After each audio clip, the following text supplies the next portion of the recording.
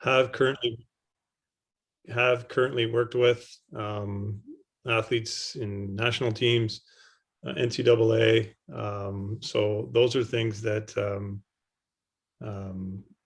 these are people that I've worked with in the past and currently work for. So what I'd like to do is, I won't try to speak too quickly, girls, but I'd like to always know, the best athletes that I've ever worked with and continue to work with are curious. They want to know, how do I get better? They're searching for answers. How do my test scores off the ice, and what do they mean to me individually? What do those tests mean? If I don't jump high, what does that mean, and how do I improve it? Do I need to improve it? Do I not need to improve it? My scores, what do they mean to me? And then what are the best in the world? You ladies are the best in the world at what you do. How do I become the best, the absolute best in the world? And what do they do? Is it different than what I do daily? The next part is, how can we collectively be better next season? So how do we become better next season? And ladies, the most important thing I can tell you about training, performance, I've been doing this a long time. I think your coaches would say this. How do you develop so that you have trust with your coach and coaching staff? That's the most important thing about training and preparing for something. I need to get the trust of my coaches. How do I do that? If I'm in better shape, do I get more? If I battle better, do I get more? If I'm in better shape, if I eat better, what is it that is going to give me the most trust with the coaches that are going to give me ice time to play? And then the last thing is, do I self-reflect? Can I look in the mirror and say, did I do everything that I possibly could do? Or do I need to learn more? Am I constantly reflecting? The players that I have, the top athletes in the world, the most elite athletes in the world, this is how they think. Dan Fath, who's an excellent sports performance director, he works with the top sprint athletes in the world. And his thought is, elite performance involves deep study, endless effort, honesty on all fronts, and accountability beyond the norm. That's what elite athletes do.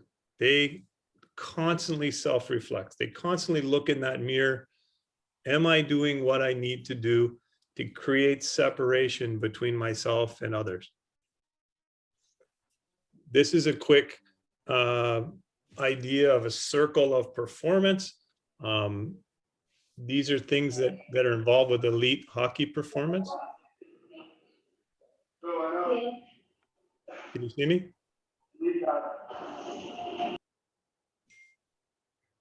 Is everything okay? Yep.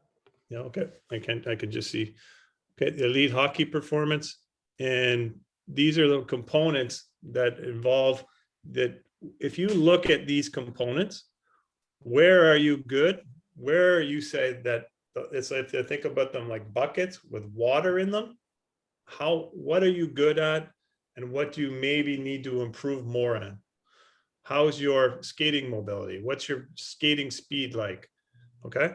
And if we go further, the one component we want to look at is foundational. What's the pyramid of every athlete that I work with? I need you all to have a foundation of health.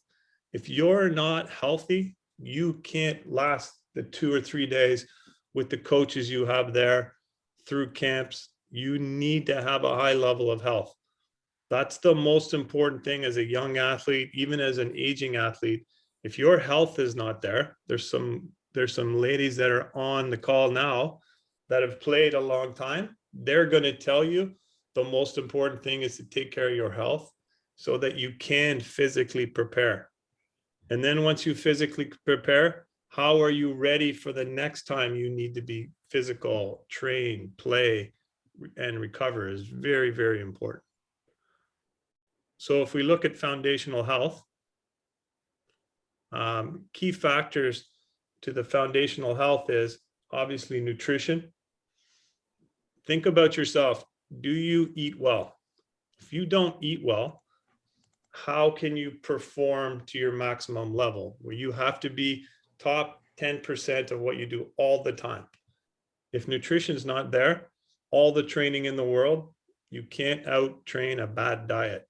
You need to make sure your nutrition is getting better every day and you know what you need. Do you sleep well? Do you sleep consistent? Do you wake up in the morning and you feel refreshed, or do you feel tired? You know, do you manage stress well? Stress of school, stress of training, stress of other things, and also, are you able to manage that? You know, are you able to manage your energy? Looking at certain things like the immune system. My job as a strength and conditioning coach in the NHL is to make sure that my players are not sick and are able to play. That's the number one thing. All the other things come second. So just look at things on the left-hand side that suppress, which means they make the immune system worse. You know, how many of you get sick during the season? We want to make sure that you're playing. That's the most important thing. So what suppresses the system? Poor, not enough calories, poor overall intake. We've got too much fatty food, too much fat, not eating enough food, extremely low fat intake. Again, stress, not sleeping, overtraining, and soft drinks. A thing like Coke can suppress blood cells by up to 40%. So that means those blood cells are the ones that keep you healthy. Now, if we look on the other side, things like hydration, vitamin A, C, D, minerals, probiotics, fatty fish, omega-3s, tea, etc. The elite girls that I know, they concentrate on this because they know that gives them separation between anybody that wants to take their job. They know it keeps them on the ice. They know it allows them to train. They know that this is the key, one of the key factors to staying healthy is making sure they manage their immune system. So the other component of nutrition is simple. Nutrition doesn't need to be really complicated. Blood sugar. Does your blood sugar go up and down? So can you focus? Are you making plays, or you made a play and why did I make that play? Well, it's probably because your blood sugar is not balanced. So that top one where we have the up and down is what we want. We start eating too much sugar, it starts bouncing on us. And to get to the bottom, this is like a kid that's had too much candy and they're crazy and they can't think and they can't focus. So we want to make sure we really focus on immunity and blood sugar. The second component of it is just looking at what the foods that you're eating and how that balances out. You know, I'm not going to get too far into the science behind certain things, but know that, you know, what are the things that give you? Are you a person that has to have a sweet drink right away or in games? This can be happening to do this type of thing, and it doesn't allow you to focus. It might make you feel a little bit better short term, but it doesn't allow you to focus. And this is actually a study, and that's a spider with no caffeine and sugar. So if you're somebody that has a lot of caffeine, that's a spider that's been injected with caffeine on the right, lots of caffeine, and on the left, no caffeine. And that can show you the difference on where the level of focus is. So caffeine is good, but let's make sure we understand how much and what we're taking and how important it is to be focused. What does your food typically look like? I had to put the Canadian version of, I know Toby, you'd like that, with the Tim Hortons on the side with the coffee. That's a very famous component of hockey in Canada, is Tim Hortons. But is that the best breakfast? Probably, or any food lunch? Probably not. In the middle is good. on the right is better. Think about where you sit. It doesn't matter what I say giving this talk. It's where would you fit? Do you get fast food? Are you in the middle, or are you way over on the right and say, I get lots of color, I got carbohydrate, and I have a protein in every one of my meals? Just start simple. Again, this is just the foundation of it. We can make it more complicated, but if you're just doing A or B and not C, it's not complicated to make C.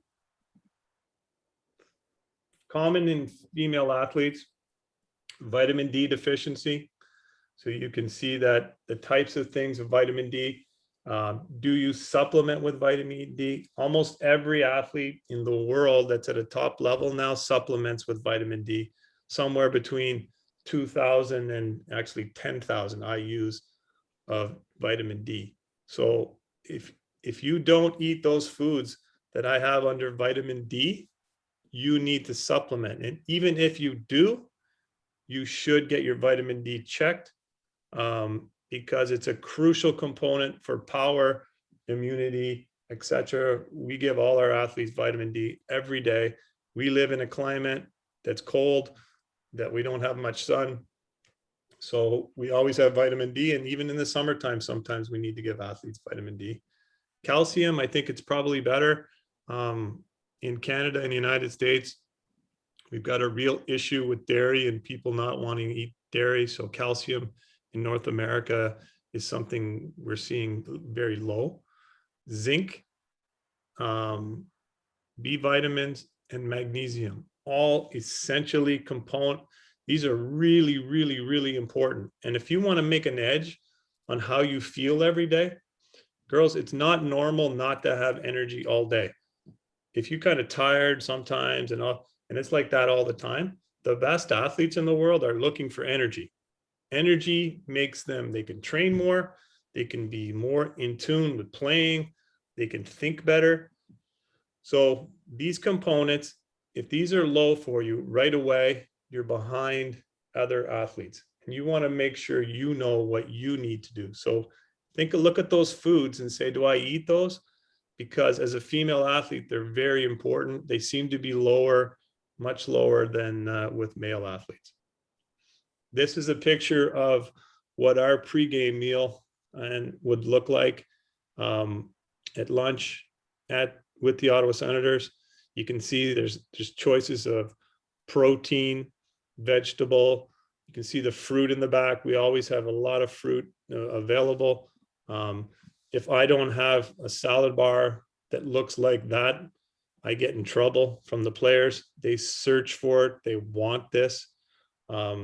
The actors and when the singers come to sing, if it's the top acts in the world, I go and look at their food. They come in, the first thing they set up is their food. It's the foundation of everything. So think about yourself. What's your nutritional fundamentals?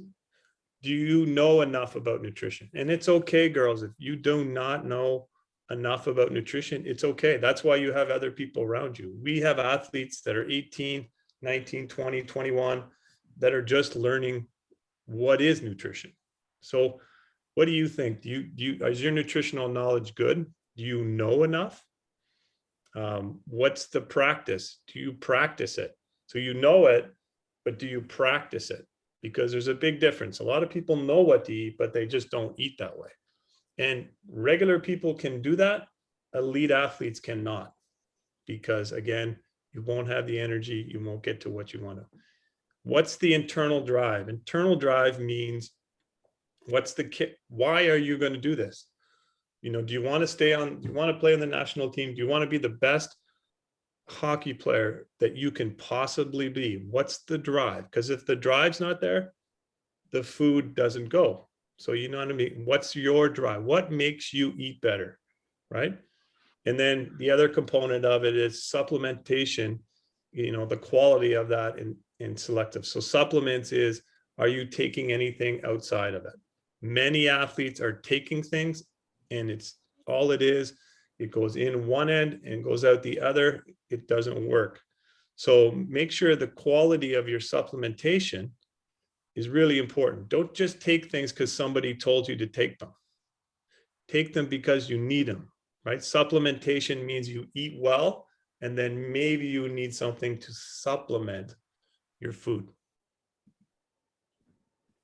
Hydration. One thing about hydration is sipping and not chugging water. I see that very often. Body doesn't take it in properly. You know, are you consuming enough to pale lemonade colored urine? Do you have sea salts? And I don't know about the salt quality in Latvia and how good that is, but we want real salt, not processed salts. So the real salts have blood, zinc, magnesium, all those things I showed you earlier that you're losing. So putting those on your foods or in a water bottle is generally what we do with athletes. It's made an incredible difference, even at a professional level. When somebody, are you cramping all the time? Taking these sea salts is very inexpensive and works really, really well. And then focusing on hydration all the time. Every one of you, I hope, has a water bottle beside you as you're listening to me speak, and you're taking water in all day, not just, well, I have these 4 days in this camp and I got to drink well this day. It's really, really important to make sure you focus on hydration all the time. Now, and last part of the nutrition part is nutrition can be so simple. Let's break it down into, what are you eating? Are you eating that fork on the left where it's pizza and fast food, or are you eating that fork on the right? You know, where are your calories coming from? What are you eating? Do you eat processed food? Do you have fast food? Or do you cook at home? Most of your meals are at home. That's where we want to get you to. If you're not, start to move over just a little bit. Make a small change. Move what you're eating over to the side. Second one, how much do you eat? How big are those portions? Is it a big plate? Is it a small plate? Do I need more calories? Have the coaches said to me, hey, we need to get you stronger, bigger, stronger? Have the coaches said, well, maybe you need to be a little bit lighter, leaner, faster? So that depends on what you need. And so you're adjusting what you're eating, how much you're eating, and then the timing of when you eat is really important. I've got a lot of athletes that want to get leaner. They say to me, my body fat's a little bit too high. I need to get leaner. How do I do it? And we just talk through it on sometimes just on timing. So they'll eat a lot of carbohydrates. They'll eat oatmeal and have carbohydrates around their training. So they train in the morning, we have practice, and then they don't have anything until the next day. Then they will eat less carbs at night, and that will help with them leaning out. So the timing of food is very important. So what do I eat? How much do I eat? When do I eat it? If you think of those three things alone, your nutrition will be solid, and from there you can make small tweaks. Okay. Just going into sleep, the most important component. I hope everybody there, if we can just maybe get a show of hands of, and Toby, maybe you can do it, is how many girls sleep at least 6 hours a night? Just show of hands.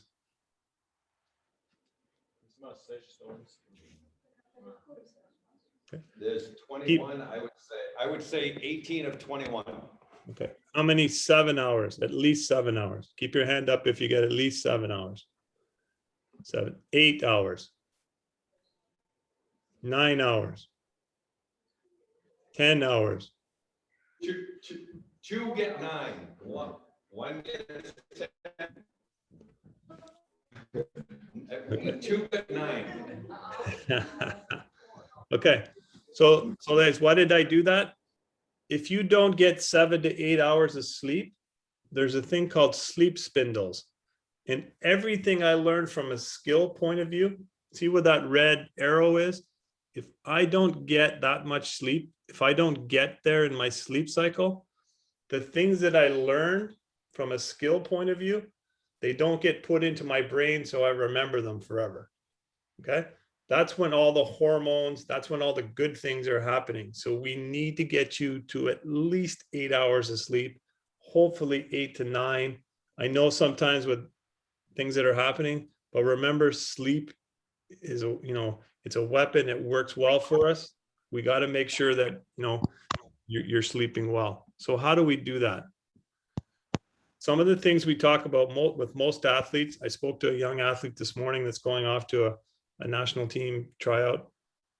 And the one component of it is she can't sleep at night because it gets too hot. So first thing is, can you take the room temperature in the room you're in down to 19, 18? Some of them, people sleep a little bit colder than that. A hot room is tough to sleep in. Do they shut down their devices? So do you have your device? That device is saying every time you open it up, good morning, good morning, good morning, and you're trying to go to bed. Okay. Can you use a hot shower 30 minutes before bed? Can you do some form of relaxation?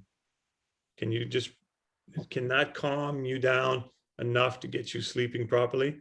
And has anybody, I don't know, show of hands, has anybody used noise machines or light music before they sleep? Anybody? Any hands up? Yes, no? Two. Okay. Almost all our players have noise machines or a fan or something that they play in the hotels because the noise that happens sometimes in the hotel. And it can be set on your phone. It's something that works really, really well and just low noise, but no words. So not going to bed because the words are going to make you think. And we're trying to slow down the thought processes. So after all that's done, we have all the foundation. My job is to actually look at things like genetics, epigenetics. Epigenetics means you have genetics. This is what you were given. And epigenetics means how are they affected? So how are they affected by sleep? How are they affected by environment? The food that we take in. That's some of the stuff that I study. Also biomarkers. So I said earlier, does anybody there take their blood when they go to the doctor and the doctor says you're low in vitamin D?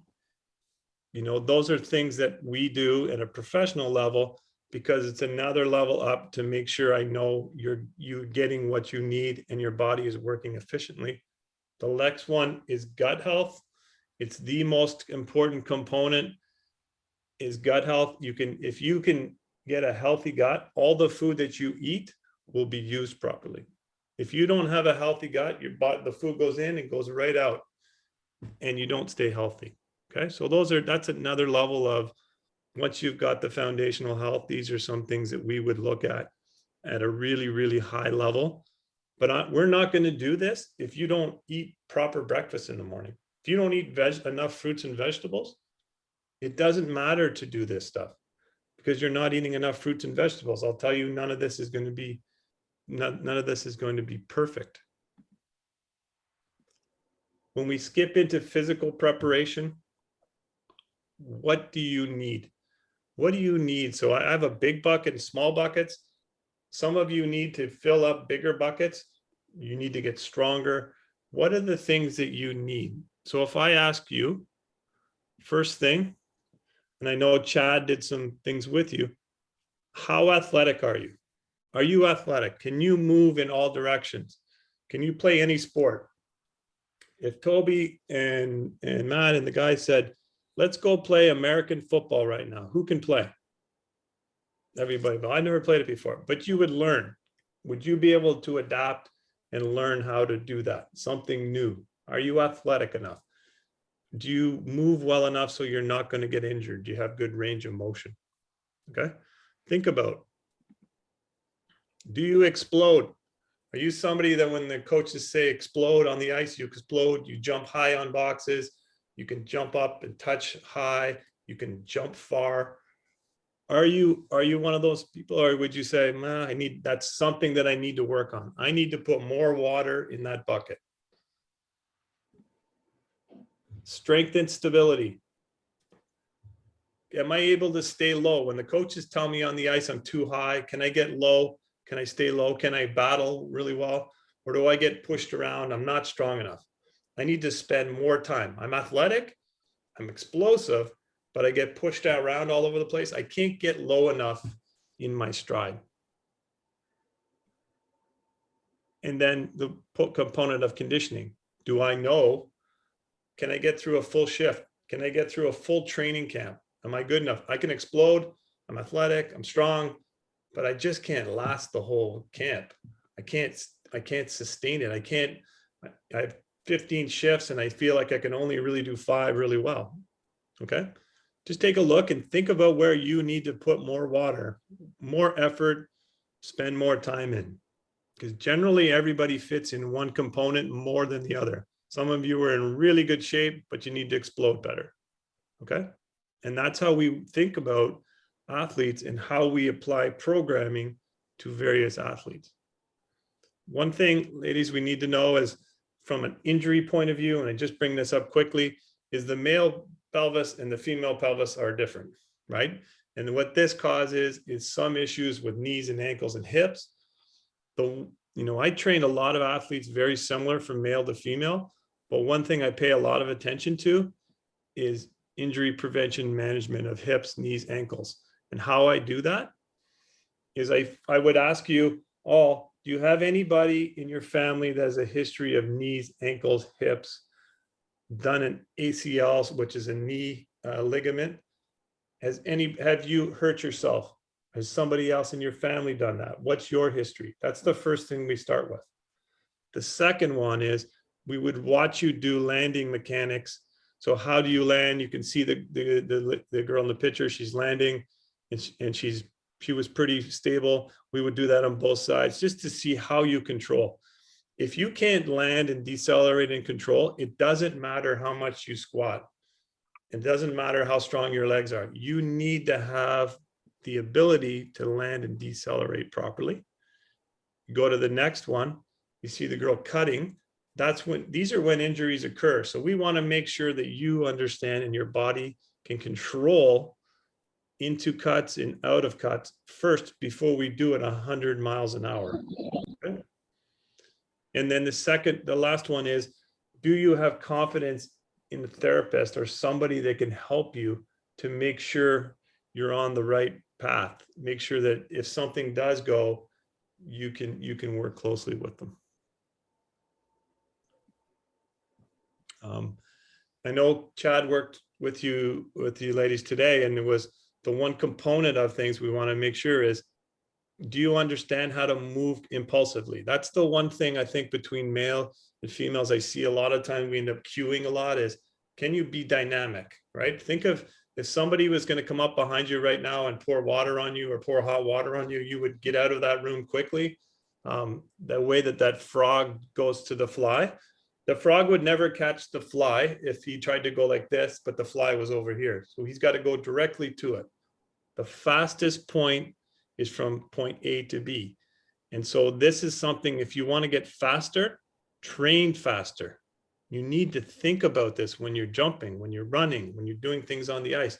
I get to work with, I've been working with Erik Karlsson, and Erik Karlsson as a hockey player will never go backwards to go forwards. He's always going directly to it. And that's what makes him really dynamic. He just pops right out of the hole.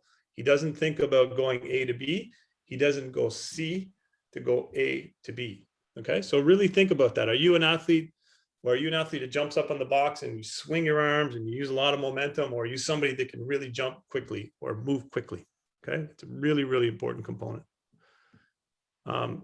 One other thing I see, ladies, is that many times you don't understand what energy systems are. So you don't need to be a scientist, but you need to know, if you're doing conditioning on your own, what you're doing and what the purpose is.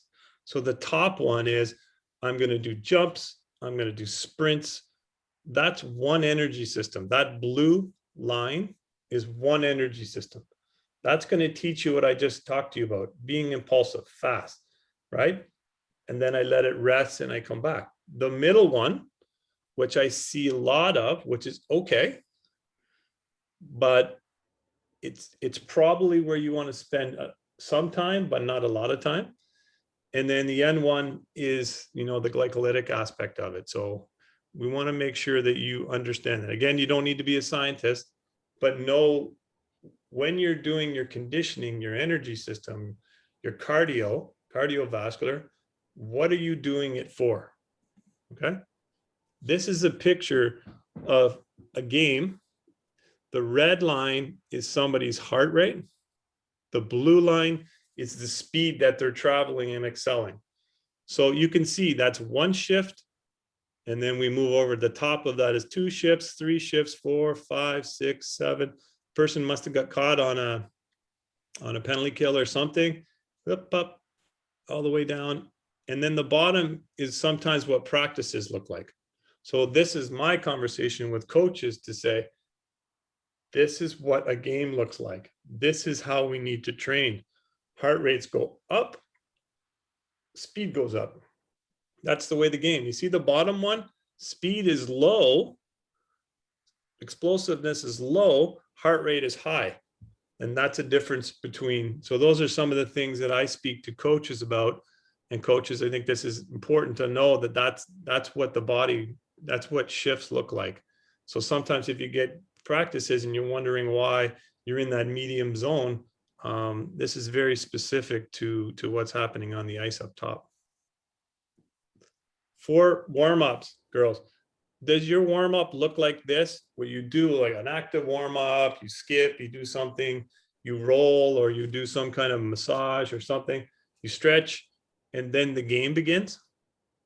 Or does your activation look like this, which is the ball is there, he uses the ball for processing, we might do some processing at the beginning, some thinking, balls off the wall, moving, then we roll a little bit, get some soft tissue, then we stretch, we'll do that mobility, that third slide of the girls with their leg across, then we'll do some stabilization type work, and then we'll move.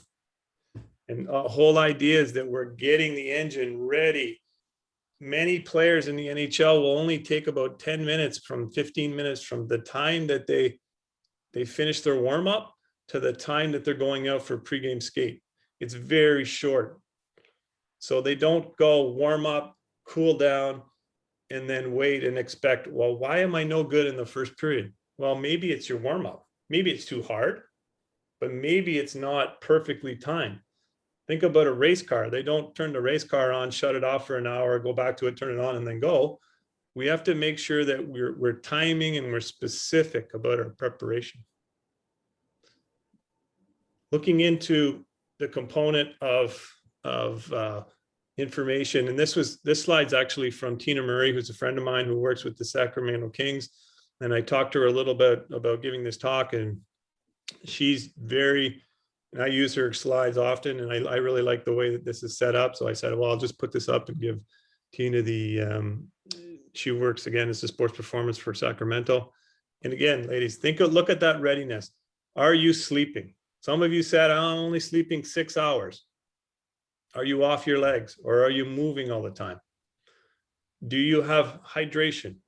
If you look on the left-hand side, this is what the information tells us from science. It says the order of importance, but also the order of evidence.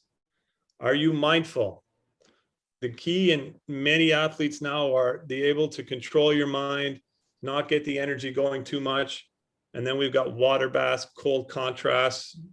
I tend to believe that cold contrasting is better than just contrasting. Some people like to just sit in cold water. I believe in getting in warm water and cold water so you get it circulated. Are you doing active massage, compression, cryotherapy? Some of these other things are technologies that we use in North America, which are okay, but you can see how limited you know, where is the important part? Where are the big rocks? They're at the bottom. The big part of the bucket is at the bottom, and then fads. So think about how you recover. Do you sleep well? Do you eat well? Do you hydrate? And do you think can you calm the mind down? Look how much, if you do those 3 things, how far ahead you can be for the next practice, for the next game. And I think that high performers are people that can consistently perform. High performances means, oh, I played well 1 out of that 5 games. That's okay. but at the best in the world, they think about playing really well all the time, not just once, because that'll be, well, that person, yeah, high performance, they played well. No, that person's a high performer. That's who I want on my team. I want somebody that can high perform. I'll tell you, the high performers, all of them, keep track of the basis of their recovery and nutrition. They sleep well, nutrition and hydration, mindfulness is really important. So in understanding that, girl, understand that there's some things that are going to get you going. I thought, Toby, you'd like that one too. I put a Chris Neal picture in there for you, who I've worked with. The fighting component of it, like being ready, engaging with somebody, that's your sympathetic system. It dilates your eyes. It brings your heart rate way up. It makes your blood pressure go up. It makes your brain go really fast. So that's one component of it. But when we talk about readiness, we need to understand the other side. The other side is, how do I bring my heart rate down? You guys, all you ladies have been on the ice. We want your heart rates coming down now. We're powering down. The best athletes in the world know how to power up. They turn the light on, and then they know how to shut it off, right? They know how to lie on their back, just a corpse pose, like a yoga pose. Which is, most of us love that component of yoga. It's easy. It brings the heart rate down. It brings the mind down. The thought of a pet and how that actually, just going to see a pet and petting a pet brings that parasympathetic system down, slows the body down. Being with friends, socializing, being with family, it's a huge component. If you don't power down, lady, what happens is your week starts like this, and then the high and the low get closer and closer and closer and closer and closer and closer. So now there's no real difference between when you're low, when you're on, and when you're off. We need to have big differences in those so that you can recover and make sure you're ready for the next day. This is a session that I do with a yoga instructor, and this is just in the middle of our training camp. We go into a room at a certain time, and everybody goes into the room, and we do a 10-minute meditation relaxation. That's in our gym in Ottawa, and the guys love it. I can tell, though, the players that cannot power down because they're trying to talk, they're agitated, they're still going. And I can tell the ones that are really professional, that understand the importance of slowing down the hamsters, unwinding. Nothing's going to happen until tomorrow. I don't need to be on right now. I'm not being evaluated. I'm going to relax, and I'm going to enjoy. And the guys come out of there. And we do this sometimes post-game. After a really hard game, we went into a playoff. I'll bring the guys in, no workout. This is what we're doing because I want them to power down. Okay. Lastly, don't just be busy. We know a lot of athletes, it's great. We love that about you, that you want to go, go, go. But being busy and being purposeful are two different things. I know a lot of athletes that are busy. They're on the ice all the time. They're training. They're doing this. They're not really getting anywhere. They're not moving the needle. They're not getting better. And we're wondering why. Well, it's because they're really busy. They didn't take time to plan. You know, what was your week like this week before you came into this camp?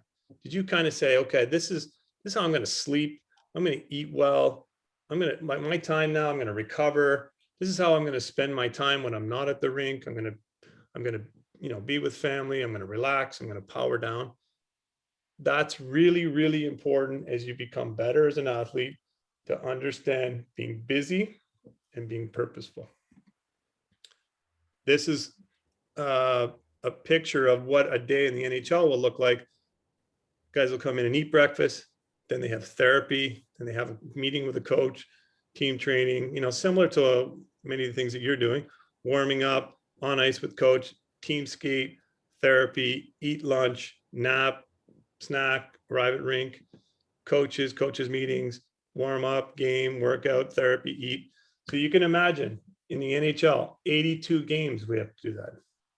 Plus, so it's 82 games all crunched in. This year we're going to have a 2-week Olympic break. So we're going to have 3 to 4 games like that, plus a couple games to start off the season, plus playoffs if we make playoffs. So it's really important that you know how to manage your day and manage your energy. Because if you don't do that, it's really hard, again, to go back to my first slide, to get trust from people if your energy and the way you play just goes like this. A lot of the times, girls, it's just planning. Try to be planning. If you're a person that's an over planner, maybe you got to do less planning. If you're an under planner, maybe you need to do more planning. Okay. I know a lot of you, some of you are very structured. And if that would to change, it would drive you crazy. That's different. And some of you need the routines. Get into your routines early. If you do that, it's going to allow you to be successful. Okay. And remember that everything has marginal gains. If you make some of the things that I said today, put them into your routine, you'll go like this. If you don't, or you change and you just want to, you're going this way, where are you going on those curves? Because over time, a small difference will make a big difference in the end. Okay. That's all I got, Toby. Thanks, Schwartzy.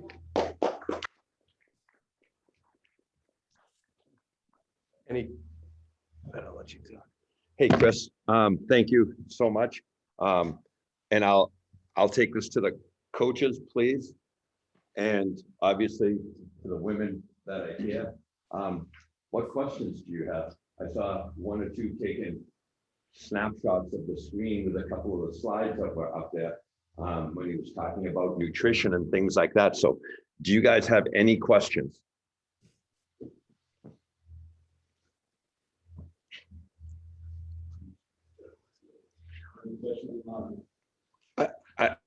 Are there any pitfalls? Are there any speed bumps that young athletes between the ages of 13 and 18, 13, 14, 20 hit, Chris, that you find in working with them?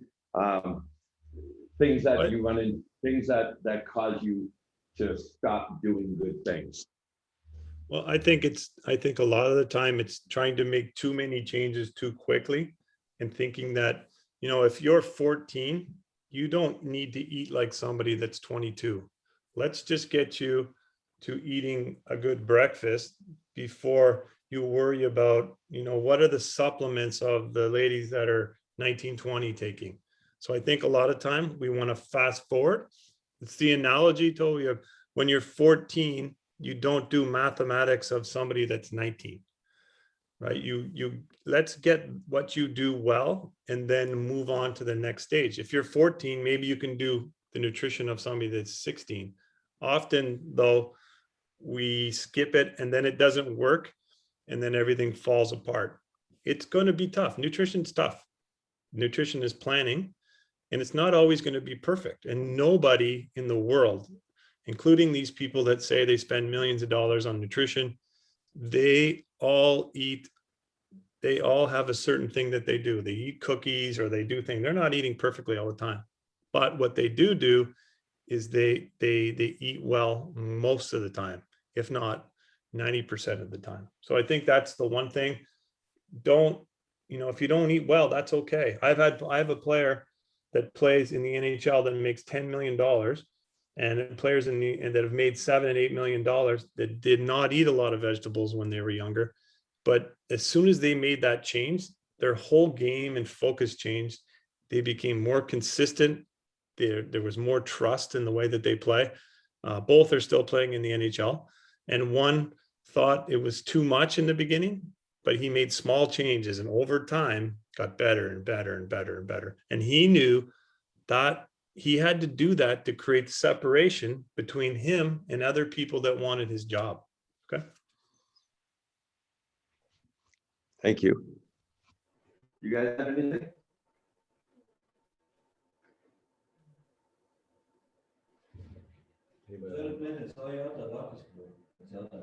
Anybody online, Toby? And we have a lot of people online now. Does anyone online have any questions? You can do so through the chat function here.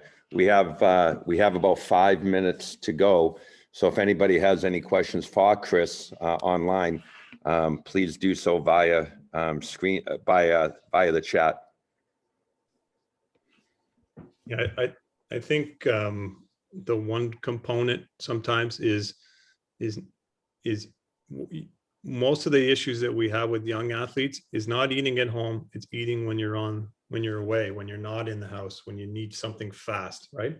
So if you go to the same arena or you're in the same area, I always tell my athletes, you need to show me 3 places that you're going to eat if it's not at home. So I think it's really important that you have those choices, that you know where they are, because if it's always the easy place, and the food's not as good as what you need for you, you're going to go there. So that's really making it a part of planning. I have a question here, Chris. How do you value long rest or the off-season period? How to stay ready for hockey without it?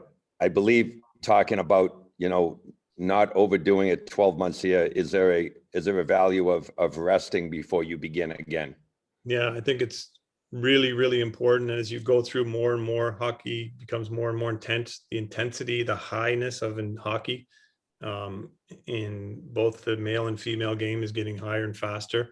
So it's really important to understand, what am I doing in the summer? Am I getting ready for September, August, or am I getting ready for the whole season? Because often we get people that train people and they think it's so important that they come in the best shape they could ever be in September. And the problem is they haven't had enough rest and they can't compete 2 or 3 months later, and they start off well and then they go down. That question of staying ready, I think, as a component, we all just went through a pandemic. It was a completely different year. We've trained a lot. We maybe haven't been on the ice as much, but we've been training. So that shifted a little bit differently this year. But overall, I think the most important is, I gave the presentation on Monday, was that when the curtains open, lady, every time those curtains open, are you ready? And every year you train in the summer, you should know and evaluate at the end of the year what you did the year before. Was that too much? Was that enough? How does your body adapt to that? Should you skate 3 times a week, 4 times a week? Should you be in the gym 4 times a week, 5 times a week? Personally, on a professional level, I train my athletes on Monday and Tuesday. Wednesday is a recovery day. They go get soft tissue work. We might work on something skill development. Thursday they train, Friday they train, and they take the weekends off in the summer. So they really train 4 days a week. And the reason being for that is, if I go too much, I find that there's not enough energy in the program. So they go up Monday, up Tuesday, and then it's a big down Wednesday, down Thursday, and down Friday. I want to have highs and I want to have lows in my training. So hopefully that answers your question. If not, feel free to grab my email from Toby. Hey, Schwartzy, what, most likely college, if you're looking at a college schedule, if their desires to play in college and their season ends in March, April, they're done with school and they're preparing to go back to school in August and start team skates, what would you say a workout schedule would be, for say, coming home in April, or the season ends in March, take a month off, and then, we talked about with the Islanders, 4 stages of training, your loading phase, your deloading phase, then you're able to move the weight that you gain, the muscle mass that you gain, and then the conditioning component. Yeah. And we even take some of those models now and we say, well, you need a break. And then depending on the athlete, some of the athletes have different things that they're doing in the summertime. So we might take 2 separate blocks of that now and say, well, here's your recovery time. Here's where we're going to undulate and get you ready. And then we bring them back down. We almost have a double thing where they actually take time off again in the middle of the summer and then back up again and back around based on the individual. Because I think 16 weeks of training going in, how does that promote where the athletes are going to be in November and December and January and February when it matters, when you need to win. And coaches want to win. We all want to win. Everybody in the room wants to win. So understanding the highs and lows of what they're doing. I think it's also a matter of looking at and monitoring what the group, what the individual looks like, because everybody's going to respond to stimulus a little bit differently. It's really become more of a question of how do I understand my own body? How do I understand the athletes that are in the room? I'm going to ask you one more question, Schwartzy. Sure. Let's say some of the girls here are playing in a tournament on the weekend, which is typical in North America, where they have 4 or 5 games and they need to get their rest and, you know, relax, as you were saying. Is there a schedule of sleep? You know, if they sleep for, 45 minutes, they'll wake up groggy, but if they sleep for 20, they feel a little better, or in that area? Yeah, if I go back to the slide, the first component, I could have talked about napping a little bit, is think about when, anything between 0 and 15 minutes, maybe 20 minutes is where you want to nap, not much longer than that. I personally sometimes have a nap in my office with a spoon in my hand, and as soon as the spoon drops, I wake up. I feel like I've had a long nap. We have nappuccinos, where sometimes people will take a cappuccino, drink it, and then when it kicks in, it wakes them up. But short time periods, if you get too far down into the first cycle of your sleep, that's when you feel groggy. So 45 minutes, an hour. So we usually say nap, you're going to go somewhere between, you're going to do a 15-minute nap or a 90-minute nap or a 3-hour nap. We have some athletes that nap 3 hours. So that really depends on the individual, but 15 minutes, 90 minutes, or 3 hours keeps me into those cycles. So I'm always at the top of the cycle and never in the bottom of that cycle. If that makes sense. We have another question, Chris. Can you see that one? Yeah. Which test parameters do you recommend to monitor, for example, vitamin D? I definitely recommend vitamin D from a level. We've seen athletes that are dark tanned and no, my vitamin's good, I've been outside, and you take them and they're very low. So just also know what normal is, and then what you need for an athlete can be a little bit different. There's a lot of athletes suppling with high levels. I just don't want to have somebody that's a high level vitamin D. That's another component. Then you start taking 10,000 IUs and it's too high. We measure all types of things from what we look at, but really simple things. You can also measure inflammatory processes in your body. So it's called CRP, C-reactant protein. It can tell you, do you have a lot of inflammation in your body? That's why your back is sore all the time. So there's different blood components to it that you can do. You can also do gut sensitivity. I don't know if anybody's done that before. Like, how healthy is your gut? There's tests out there that can test your gut health, tell you, do you have good bacteria in your gut? And then how do you improve it? Just simple things like pH of your body. You can buy cheap, it's not expensive, pH paper, and you can use saliva or urine, and that'll tell you where your body is. And are you very acidic, or are you very alkaline as a person? Simple stuff like that. And then again, we can go even further into a hormonal panel. I'm hoping that everybody gets some type of medical assessment, not just from an orthopedic point of view, but from, blood work, kidneys, liver, just to get an idea. Again, it is the foundation of that strong. And then if you want to go a little bit further, there's a million different ways to go. Hopefully it answers your question. It does. Coaches, everybody. Chris, once again, thank you so much for being with us. You've been a great resource to us over the years and to the programs that you've done. And I think people here got a lot out of it. I know you've been busy getting ready for the season and a lot of people training and things like that. So we appreciate your time and look forward to hearing from you again in the future. Thanks for having me, ladies. Thank coaches. and have a great weekend. And I hear it's been a great time, and I look forward to seeing you again sometime. Take care.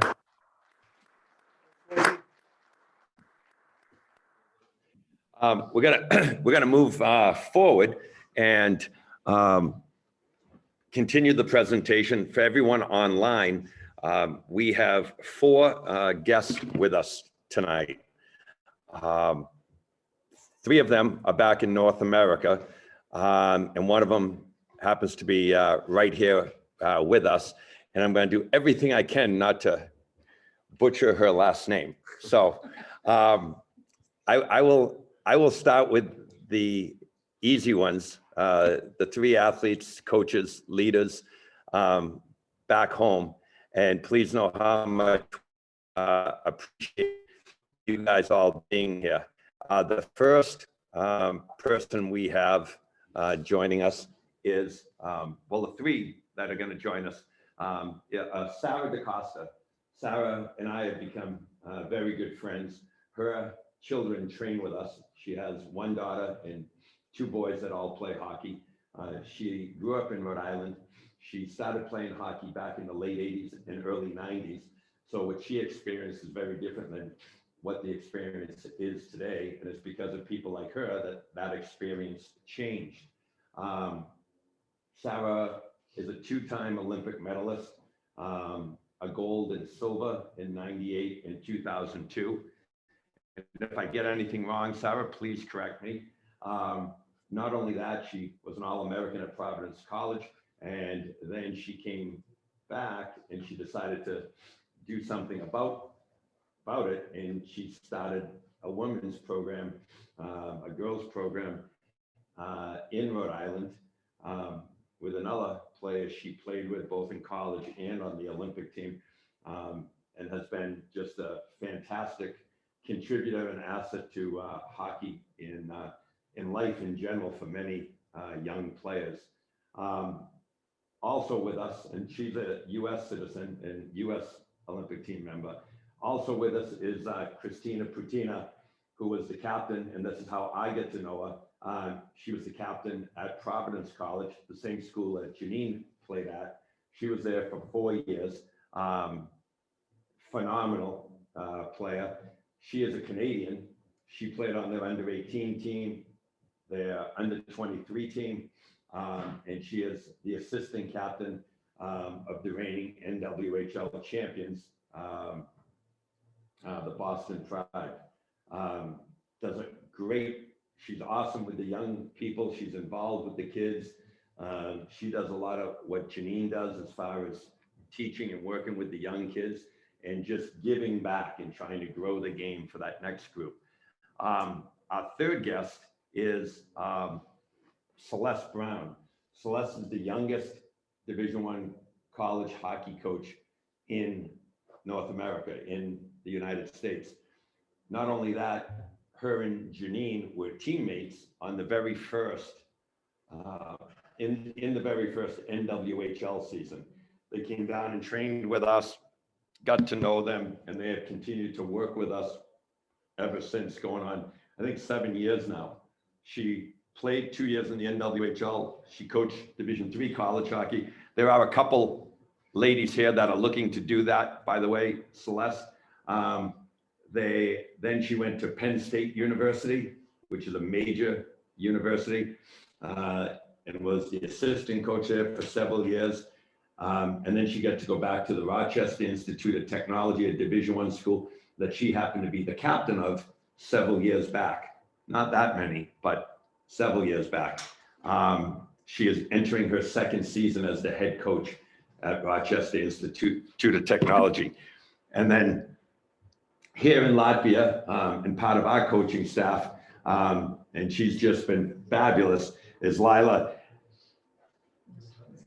Dekmeijera-Trigubova. Am I close? Yeah. I'm close. Okay. I just say Laila. And she's a former captain of the Latvian national team, played for many, many years, has a phenomenal, and I'm saying this more for our guests, has a phenomenal attitude and idea and head about her and way about her, and it's been great working with her for 2 days now, and looking forward to the rest of the weekend. So I'm going to let Laila go first, and then from there, I'll bring it over to you, Sarah, then you, Christina, you, Celeste. We'll screen share for you, Celeste, and then open discussion from there. So thank you so much for being with us, Laila.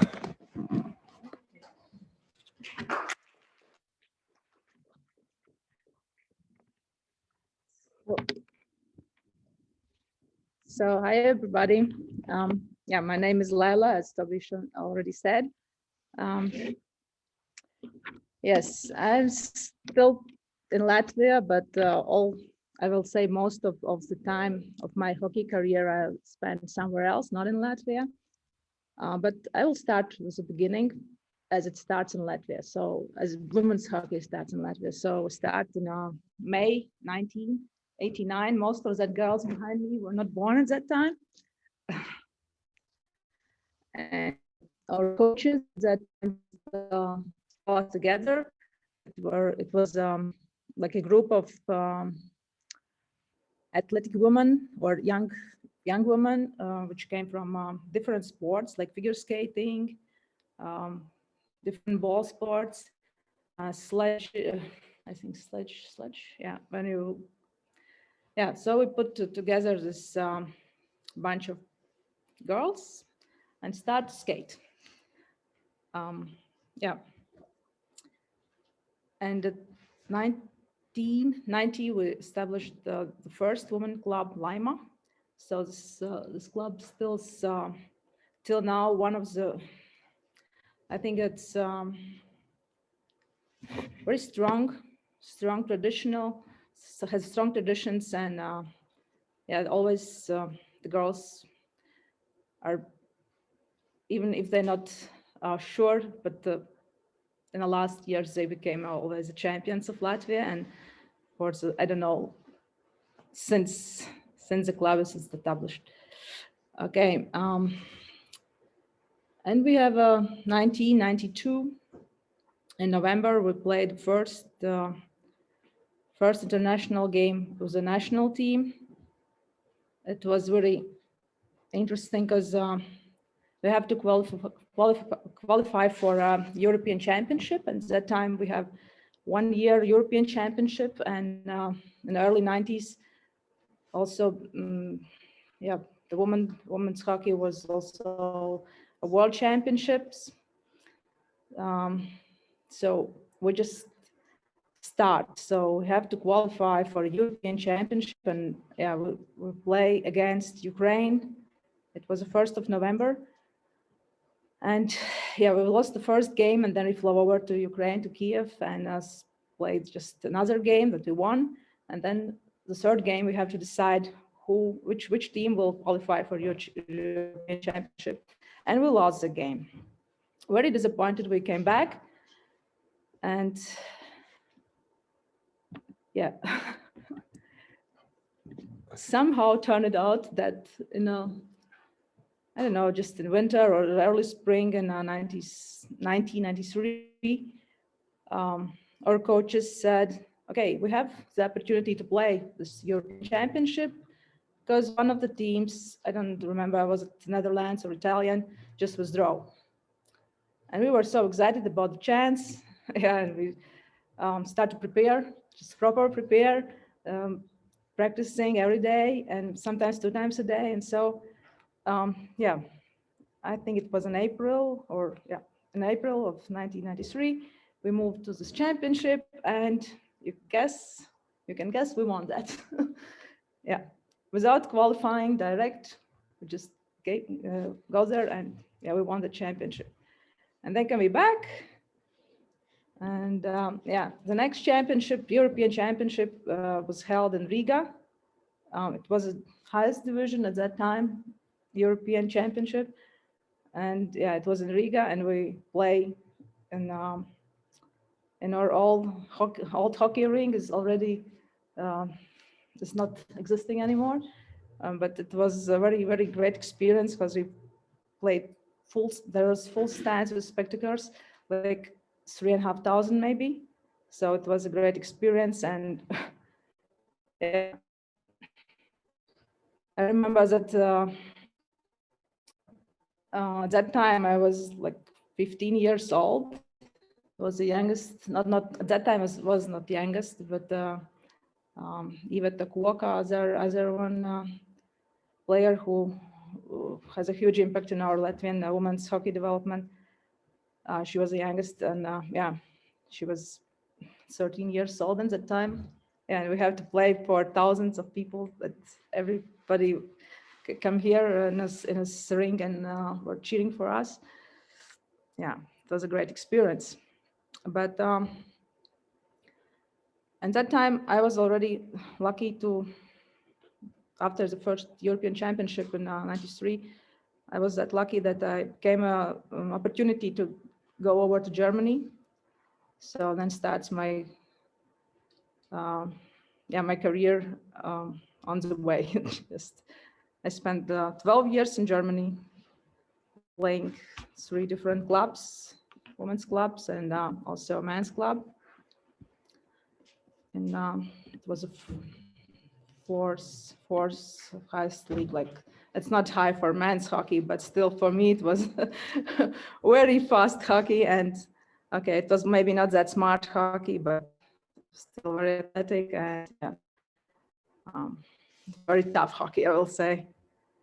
Yeah, and every year when I came back in spring for a championship, for a world championship, and that time from 1999 we have only world championships, and yeah, it was a big deal for me. How can I prepare to be good for my team, to be ready to play? And at that time we have no Skype or something else like to chat with each other, so we are literally writing letters, so and sending it per post. You don't know how it functions, I think. Yeah, and yeah, so we keep in touch, like with the coaches per phone, and yeah, it was a great time. Yeah, and I spent like 12 years in Germany and finished my school there and studying and so on. And then it's very surprising for me.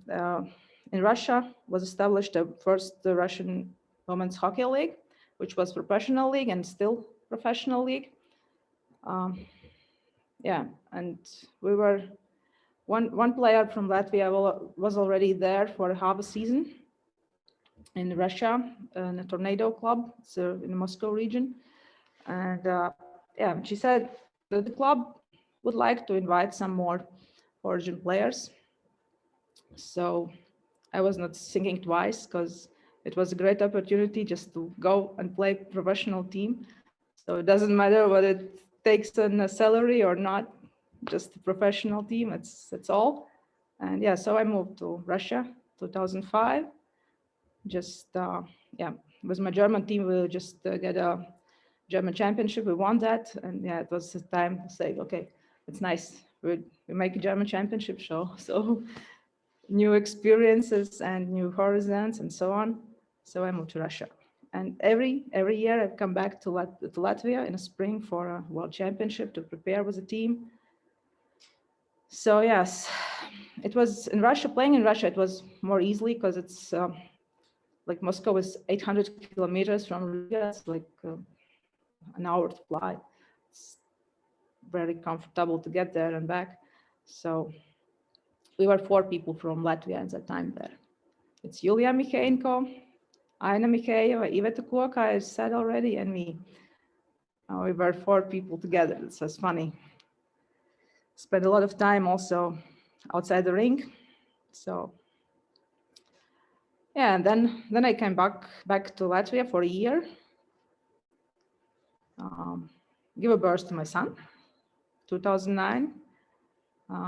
Yeah, and then another great opportunity to move to Belarus to develop women's hockey over there. And the only bad thing was in Belarus that this famous president of Belarus just want to results, just from beginning. He wants to start with a professional team without the pyramid that you have children, girls, young girls, just from the first season results. So the director of the club asked me, Laila, what should we do? We need to win something. I say, okay, I will ask Latvian Federation for maybe we can just participate in Latvian Championship, because if we have a professional team in Belarus, maybe it's more easily to win something there. So the Latvian Federation accepted that, and we played the first season. Like the first season for a professional club in Belarus, we played Latvian Championship. Okay, we won. And then start to interest for stronger league. And we find out this elite women's hockey league, which is basically Austrian-based league, where I met Janine also, play against her. Yeah, and as it should be, without the young girls under the professional team, the Belarus team they have 3 seasons, and then the government, their director and the government that canceled this team, and the Belarus have no women's hockey since that time. There have maybe some little girls in the boys teams, but not really women's team. Yeah, and then another great opportunity after that season, 2 seasons in Belarus. My last season in professional hockey, women's hockey, was again in Russia, and it was pretty new team in a very, very north of Russia, which was also a great experience to came that far to north. And it was in Augusta.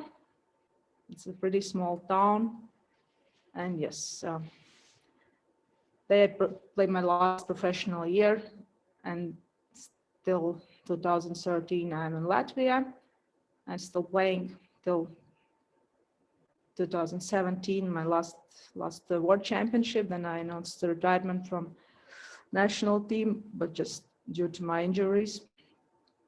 But yeah, and that was very, very special championship, because the head coach was our former goalie, Lolita. And yes, it was a really good experience, because we made 3rd place in a Division 1, Group A. No, it's Group B, Division 1B, yeah. Yes. So what I would say to young generation behind me, if you want to achieve something, or just set the goals, try to get opportunities to get outside our country, because we need also make a strong championship here in Latvia, but if you have a chance to get outside somewhere, just do it. Because you get the friends, you get to see, you can see the world, not only hockey world, and this experience you can bring back to your national team or your club team when you come back home. Yes, what should I tell? That was good. Yes, I Wow. know. Maybe some questions, or yeah. Oh, we'll get to them at the end. Yeah. And just, I give you a ton of credit because now you're coaching, and like we talked about before, I think you said in 2008 you tried to get the younger program up and running. So we'll come back to that with questions. Hats off to everything you've done, Laila.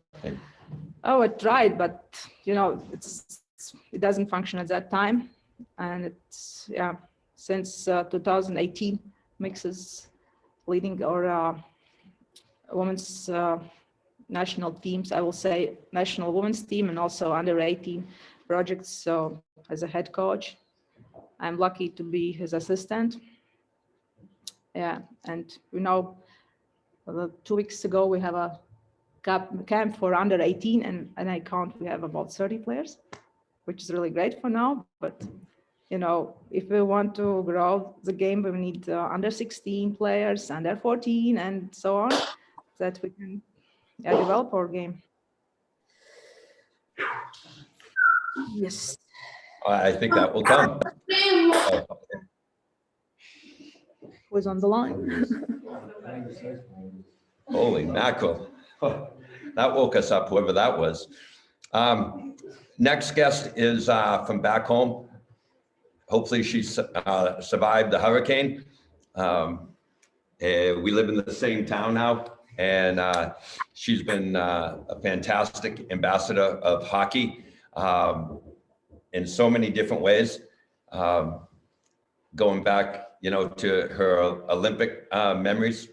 And we're happy to have Sara DaCosta on board to talk a little bit about what that was like and some of the things that she has focused on during her life and her career. Sara.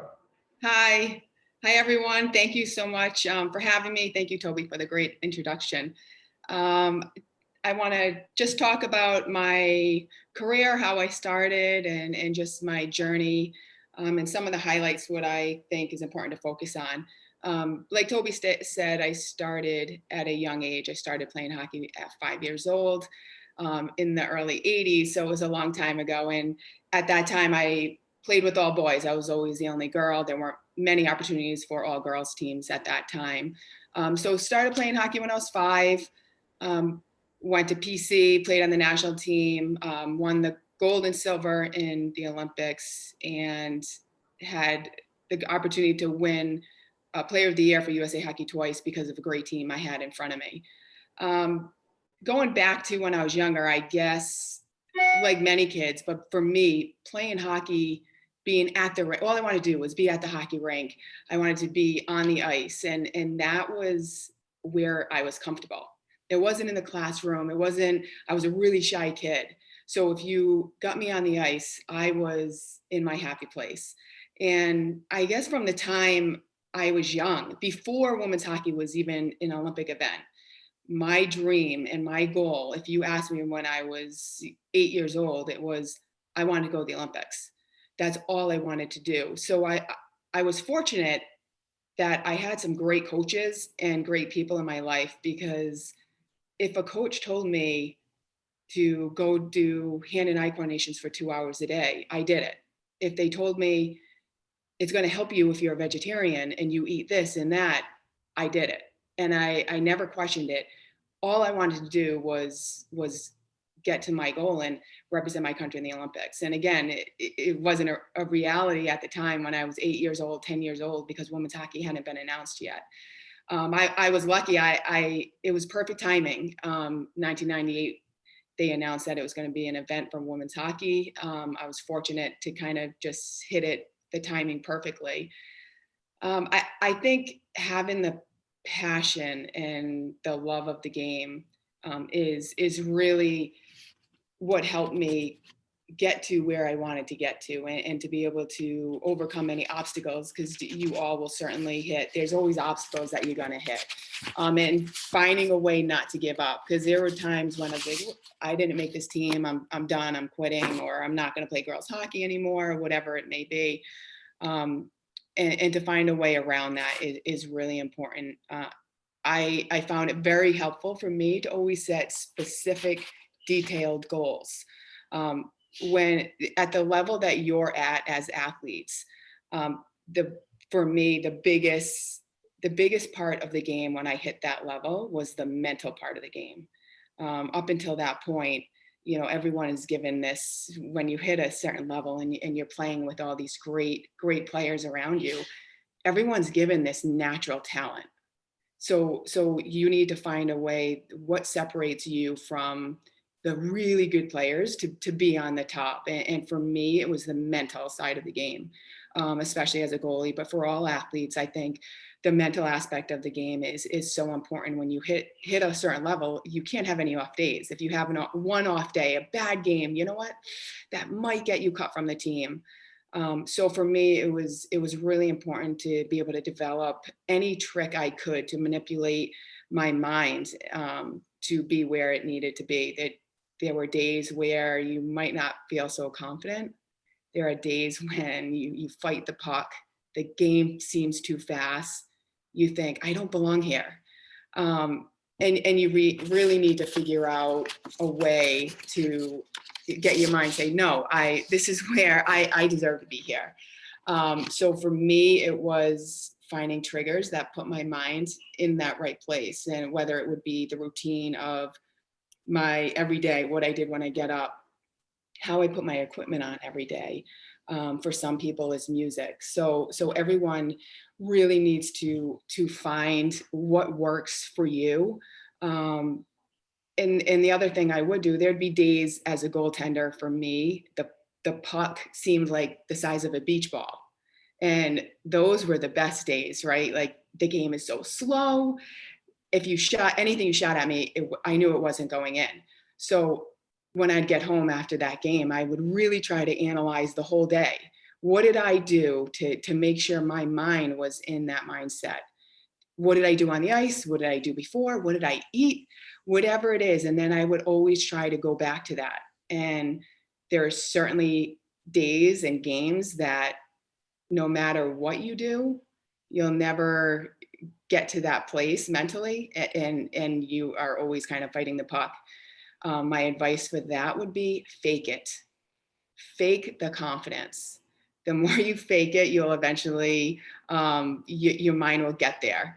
So really, as athletes, I think you guys should really work on being consistent mentally. So that would be my advice, my biggest advice for athletes in the position that you guys are in and the level you're playing.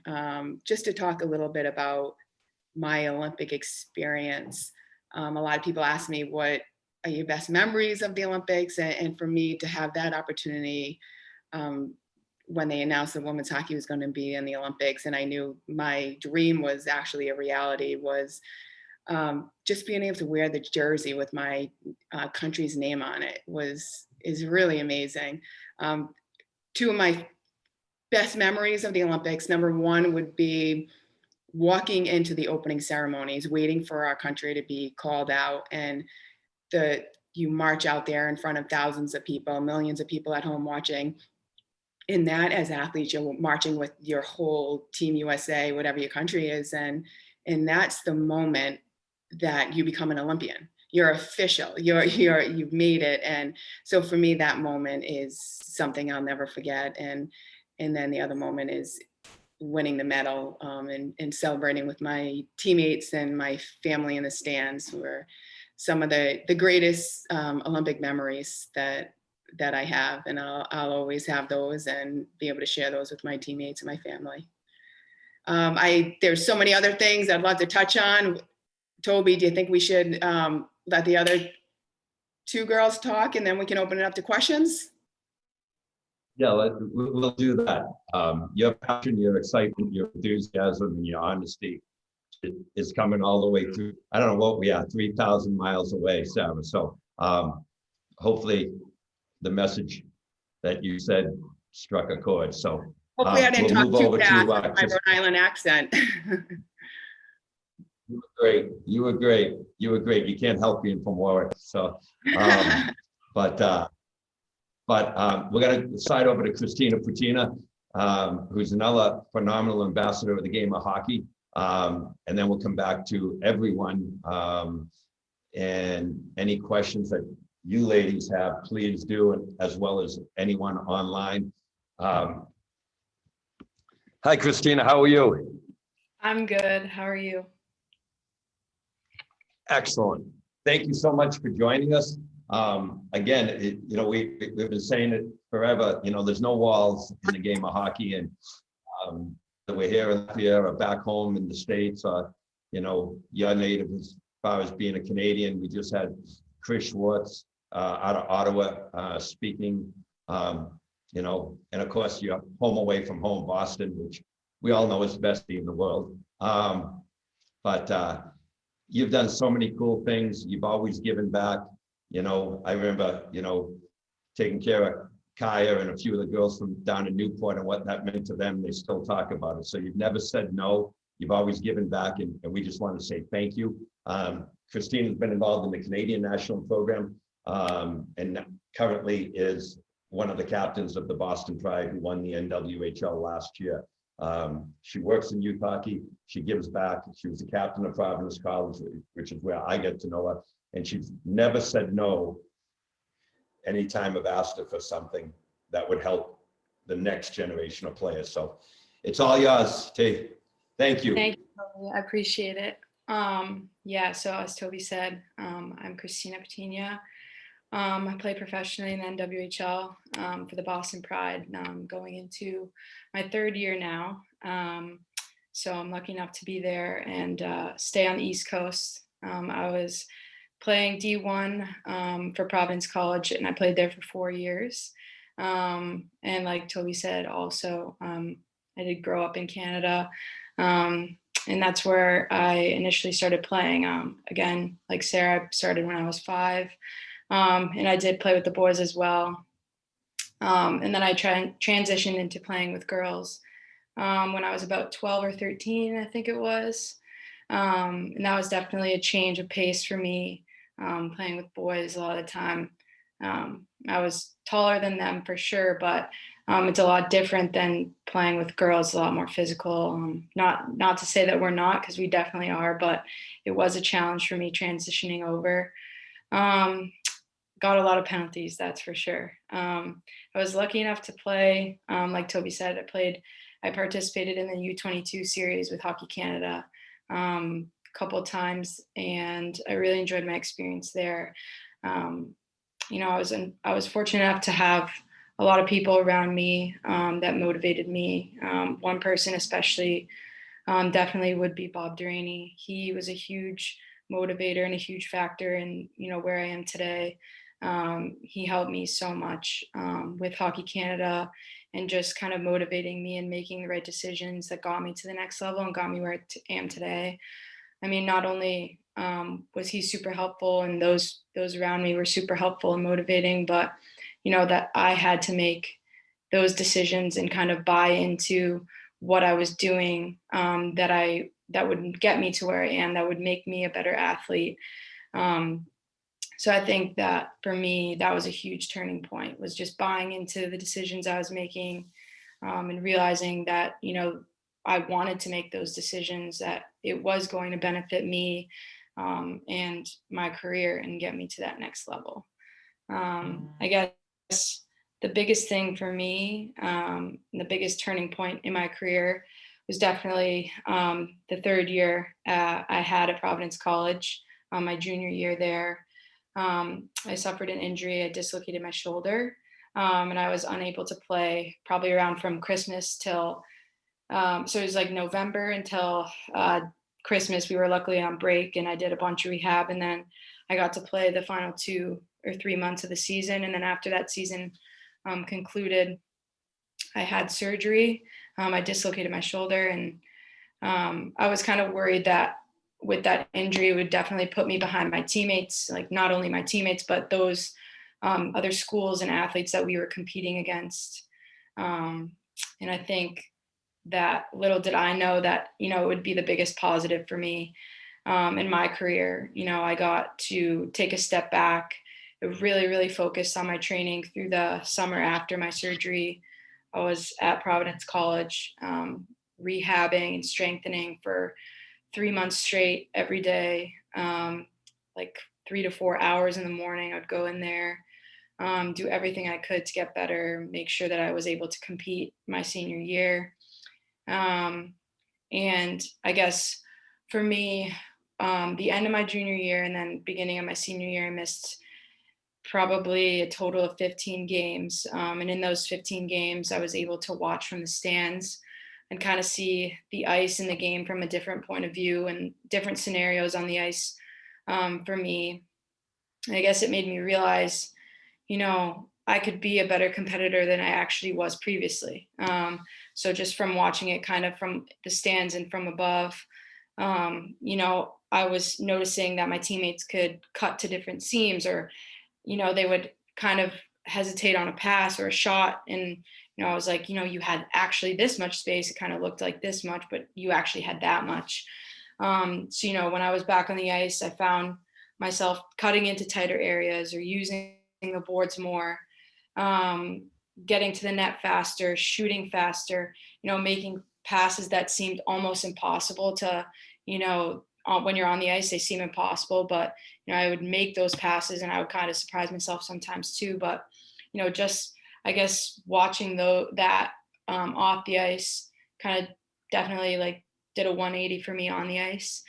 Just made me a lot better competitor, made me compete harder. And I was just a lot better athlete than I was before. So I guess my biggest takeaway that I would suggest you guys to take from this would be that embrace your setbacks. Like if you get injured or you have to sit out a game or mentally you're not in it, embrace those setbacks, take and use them as motivation and use them to train different parts of yourself that you really never thought to train before.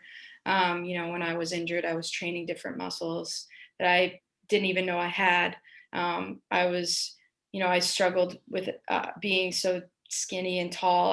I could never bench press more than 100 pounds. I couldn't do a different amount of push-ups as, those other girls that I had on my team. And I think after training and using those different muscles mentally, it was a lot for me. And I grew just in that sense. Like I could do a bunch of push-ups. I did 130-pound bench press. I was making those impossible passes. So I guess for me, it would just be my advice to you guys is to embrace your setbacks, use them as motivation. It's never, obviously you get nervous if you can't compete or you're not as good as the person next to you, but you have your role, find your setback and use that as your motivation to get better. And I guess that's what I would say to you guys today. Christina, thank you. We're going to come back to some questions here in a moment. We're going to be joined next by Celeste Brown. Again, another phenomenal athlete that I get to meet through my involvement with Providence College. And she mentions Bob Duraney. Bob Duraney and I were goaltending partners, first and only year pro. So again, it's kind of a small world. He ended up being the college hockey coach at Providence College that both Christina and Janine played for. The next presenter is the youngest head coach in Division I college hockey in the United States.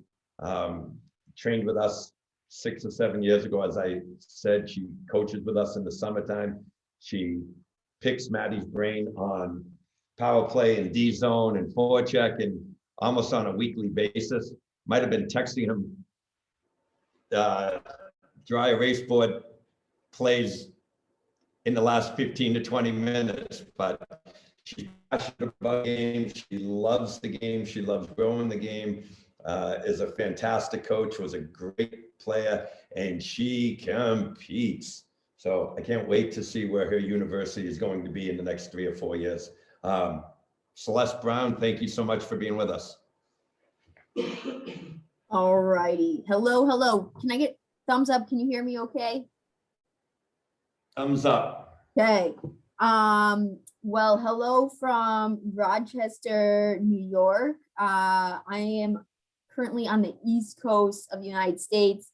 The closest I've been to Latvia is Norway. So hopefully one day I can make it over there. I think I want to thank Toby and the staff that's over there first for putting this together. What a very, very cool opportunity for all you gals. Toby and his staff is unbelievable. He's not wrong. I've been picking Maddie's brain in the last 15 minutes about hockey. So I encourage you to do the same if you haven't already.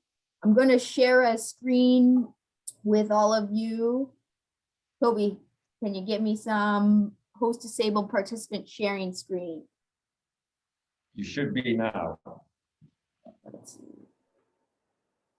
If you Not can't do working? it, that's okay. Nope. I thought we had you set that way.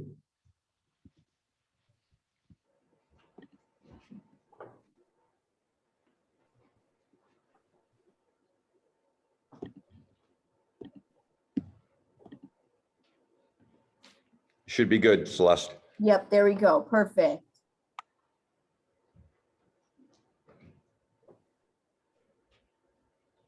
Yep. All righty. So I'm just going to start and give you all a brief synopsis of my journey. I think question and answer is a fantastic opportunity for all of you. So you know, right in the middle of the screen, you'll sort of see a small map. And that is where I come from. I come from a state called Montana. It's in the western part of the United States. And maybe similar to Latvia, hockey was not very big there. And hockey was not very big there for girls. So I'm extremely fortunate to be in the space I am. And the reason for that is because somehow I was lucky enough to be surrounded by a village of parents, a village of coaches that wanted to push me to be the best version of myself. And I think, again, credit to all of you that you're there at this opportunity to train with coaches and be together. And you've worked so hard to get to the space that you're in. I grew up playing boys hockey all the way through my years. And at a certain point, I ended up leaving home to go play for a much more competitive team and a much more competitive environment. And to do that was a big step, but it was something that I wanted to do to pursue my dreams of playing college hockey, which I heard Matt Bertani earlier mention that some of you may be looking to do the same. And so, again, fortunate enough to do that. I was thrown into an environment that I had never experienced, where hockey was happening every day. I was learning new things every day. The intensity was amplified, but to this day, I think it was one of the best decisions of my life to go to that school. From there, I ended up playing college hockey at RIT, Rochester Institute of Technology, which is where I work now. And then at the time, my university was a Division III university. And again, I had dreams of playing Division I, and similar to what some of the other speakers have spoken about, that dream didn't quite come true. But the cool thing about it is that it provided me a journey that I believe is sort of unbelievable, in that eventually my university moved to the Division I level, and we were able to find success there. And so story is, I believe that your hockey journey is going to take you where it's supposed to take you, and to go into those opportunities with open minds and full efforts, in that it might not always be what you want or what you think you want in the beginning, but ultimately it ends in a space that you're supposed to be, and a good one. From college, I ended up playing in the NWHL, which Toby mentioned to you, for a couple years. I took stints at 3 other different universities before I ended up here at RIT. So if you see in the top right of the screen, you have Manhattanville College, and then below that, Connecticut College. And those are both Division III colleges, which, if you have questions about any of this college process, you can ask Toby or Maddie or any other coach there, and they can relay questions to me if you have them. And then I spent time at Penn State, which is what Toby said, a premier university in terms of athletics. And again, very, very fortunate for my time. The best thing about all of those is I was surrounded by unbelievable people. And so hockey takes you spaces where you meet people, you travel, you grow as a human being, and that's ultimately what we want. And then to this day, I'm the head coach at RIT, and this is my 2nd season. So very, very excited. And that's a little bit about my journey. I could talk to you probably for way too long about it if you had in-depth questions, but you see a little quote at the bottom: take risks, be open to life, expect new views and opinions, meaning that's what it's about. I touched on this, sorry. I touched on this hockey world taking you places you could never expect. And I truly believe that, and that if you have an open mind, and I teach my players that open mind, positive attitude, you'll end up exactly where you're supposed to end up. That's what I got, Toby. Oh, that was awesome. That was awesome. And, you know, Laila, Christina, Sarah, CB, thanks so much. Janine was here with everyone, and I know it meant a lot to her. She saw some people she knew from the past, and the ability to connect some people she played against between Austria and Latvia. And Laila, I don't even know, would you have played against Sarah at some point? Did you ever play the US way back? No, we didn't play US. No. No, we never play US. No. We were always 2 or divisions lower, so never play US. Okay, I thought maybe at the beginning. One thing I thought, and I'm going to turn this over to the ladies that are here, and anyone online, once again, if you want to make a comment, please do so in the chat box. Love to talk, whether it be to Laila, Sarah, Christina, Celeste, or anyone. Please enter your questions via the chat box. But for the ladies that are here, love to hear anything you have. One of the biggest things was you guys have all kind of shared is your experience. What may not have been there finally existed, whether it be you, Celeste, wanting to play Division I hockey. So all you needed to do is go out and win a national championship at the Division III level in order to do that. So you set your mind to it, and I guess you did it. You know, Sarah, what you wanted didn't even exist when you were coming up. You wanted to play in the Olympics, but they didn't have it. You know, adversity that you faced, Christina, turned you around. Laila trying to make something happen here in 2008 that now is starting to take traction.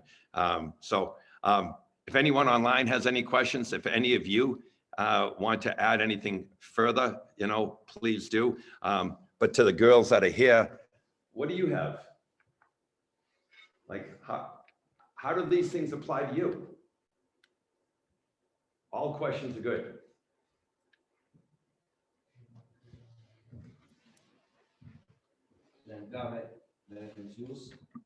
Mums ir spēlētājs, kurš ir kaut ko sasnieguši, bet viņas ir tur, kur jūs bija, kur jūs šobrīd atrodaties. Ja, tas nav neiespējams, tas nav kaut kas tāls un neredzams. Ja, tas ir tepat, mums var uzdot jautājumus par jebko, kā labāk trenēties vai kādas mērķus uzstādīt, kam pievērst uzmanību. Ja, izmantojot jautājumus. Can I ask you one question? How to overcome adversity? When you are down, when you think there is no possibility to make whatever team or something, how do you overcome that? That's probably a question to all of them, also to Laila. Sarah, I'll let you start with that one.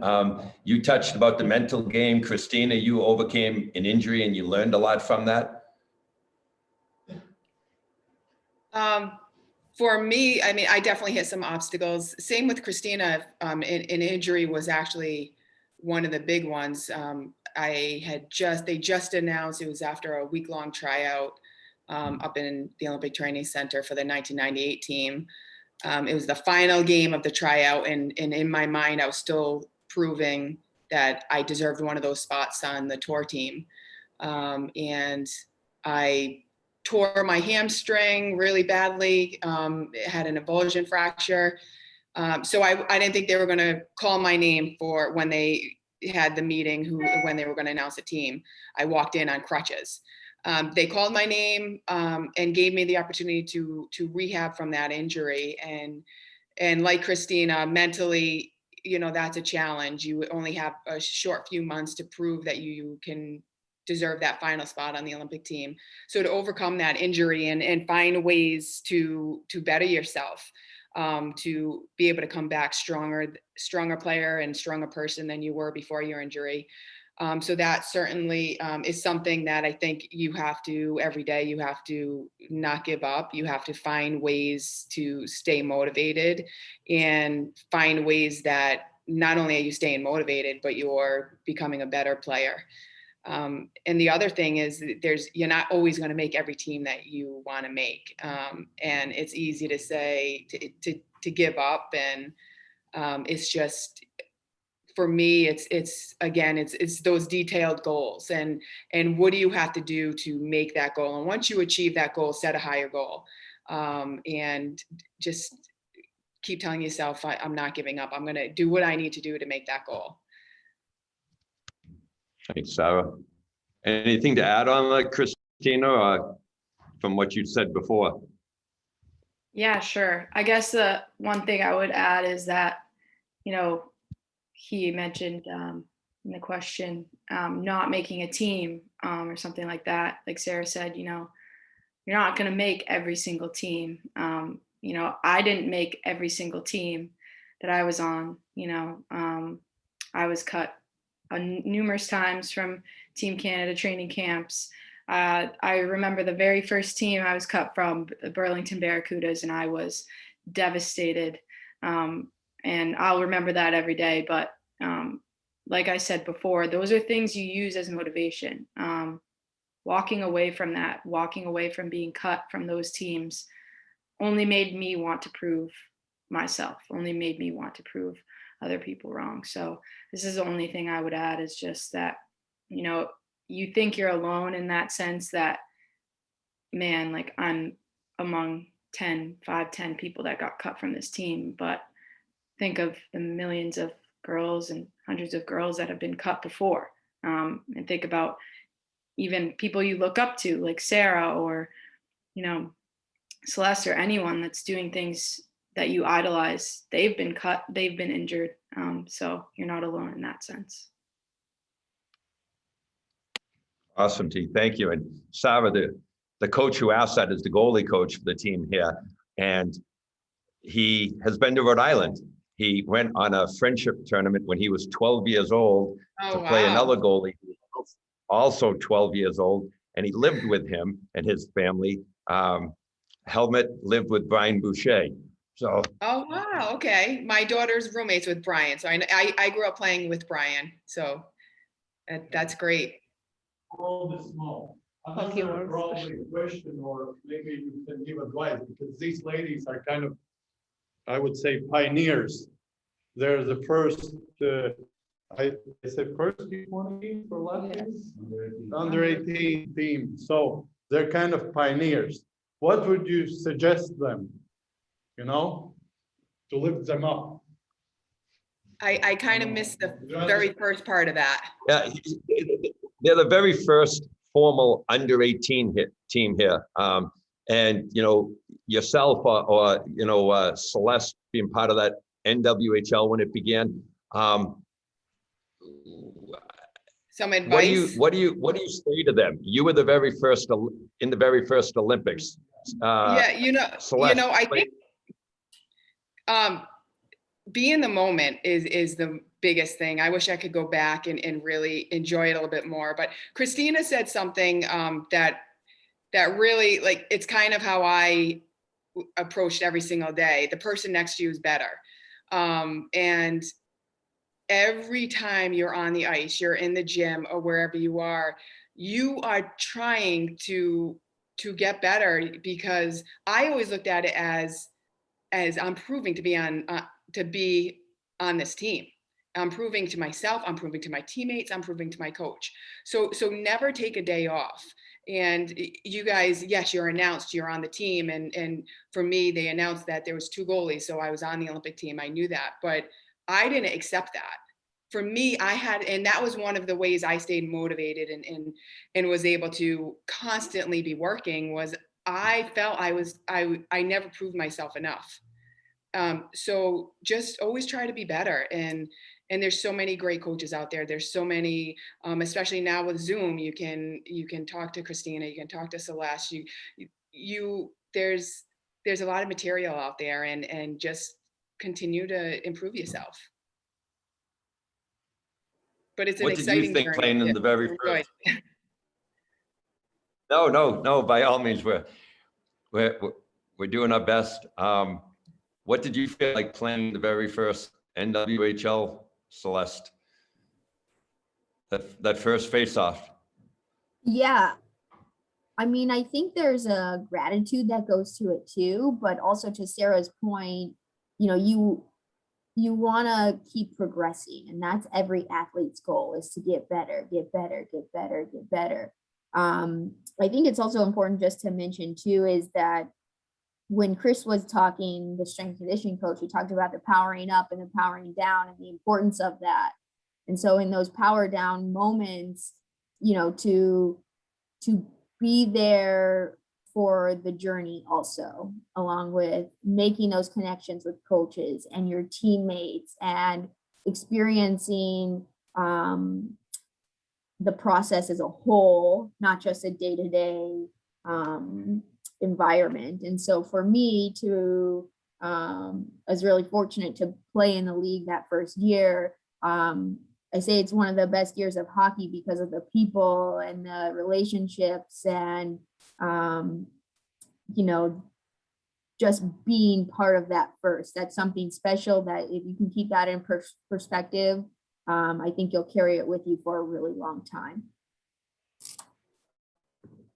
Thank you both for that. We have a question. I'll toss it over to Christina and Laila here. How do you feel, and you can see it for the folks, I guess, online, how do you feel about changing teams, having to create new bonds, friends on and off the ice? And I know back home a little bit, Sarah, kids bounce around a little bit team to team to team, but, and it's an issue they've had here as well. But like, how do you feel about that? How do you feel about changing teams, getting to, you know, new friends, things like that? Christina, Laila. Okay, should I? Laila will go first. You go second, Christina. Okay, it's always the feeling of little excitement, because you really don't know what to expect, and so yeah, you know that you will learn some people, and yeah, you never know when you met them again. So that's happened this weekend with me and Janine.